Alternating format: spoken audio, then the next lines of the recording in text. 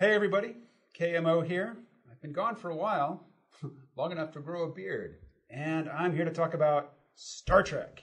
And as you can probably tell from my shirt or the background images, I really like Klingons. And I was really excited when I first learned that Star Trek would be returning to the small screen with Star Trek Discovery. Star Trek works better on the small screen.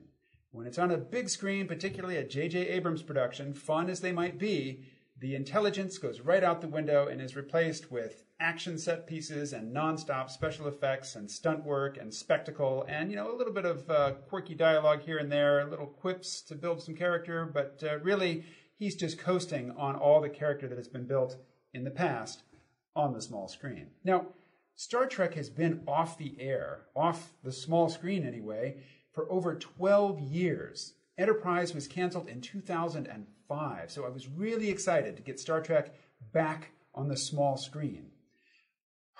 Until I saw the first leaked images of the so-called Klingons. Now, Klingons have not been consistent over the decades. They have changed visually, but there has been one piece of visual continuity that has tied all the different Klingons together, starting with John Coloco's core in Errand of Mercy, going all the way through Star Trek The Next Generation, Star Trek Deep Space Nine, Voyager, and through Enterprise. Klingons always had this one visual element that provided continuity over all those decades. And what was that visual element? Facial hair, or shall we say, beards. Klingons have beards. But look at these things. Are you telling me that I'm supposed to retcon Worf into one of these things? That Worf, who served 7 seasons on the Enterprise and then went on to serve on Deep Space Nine and had a variety of haircuts from his initial uninspired design through his Prince Valiant days into his perm and his long ponytail, he always had a beard. He always had facial hair. Are we supposed to think that Worf from the DS9 days really looked like this guy?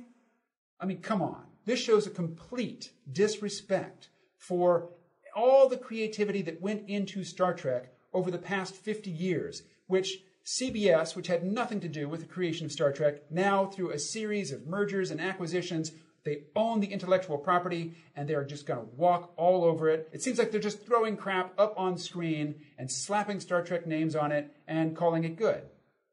Maybe it will be good. I'm willing to give it a chance, but I'm really pissed off about the Klingons. Klingons have beards. From the very first appearance of a Klingon in a speaking role, James Kolokos as Kor, when they put him in the makeup chair and said, okay, what does a Klingon look like? He said, I don't know, what's a Klingon look like? And they said, well, you decide. He said, make me look like a futuristic Genghis Khan, which is to say, as a Mongol conqueror, a warrior people.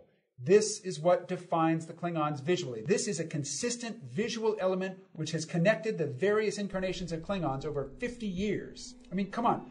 Before Klingons even had forehead ridges, before they ever had their own language, before they had long, permed, heavy metal hair or fought with these ridiculously unwieldy combat weapons, the bat'leth, before they had their own musical theme.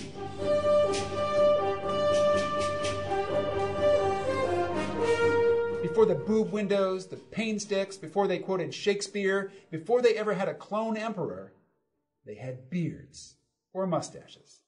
They had facial hair. Look at these Klingons. What do they all have in common?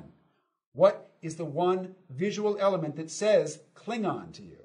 All the classic Klingons from the original series. Kang, Kor, Koloth, even that unnamed bald Klingon who was a coward. Even he had a beard. But here's the deal.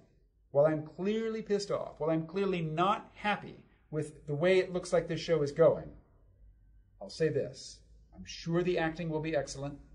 And if the writing is good, if the writing is smart, if in the writing they demonstrate that they do have some respect for what has come before and for the established fan base for the show, all will be forgiven. I don't imagine I will ever like the look of these new Klingons, but I can get used to it if the show is true to the spirit of Star Trek. Only time will tell.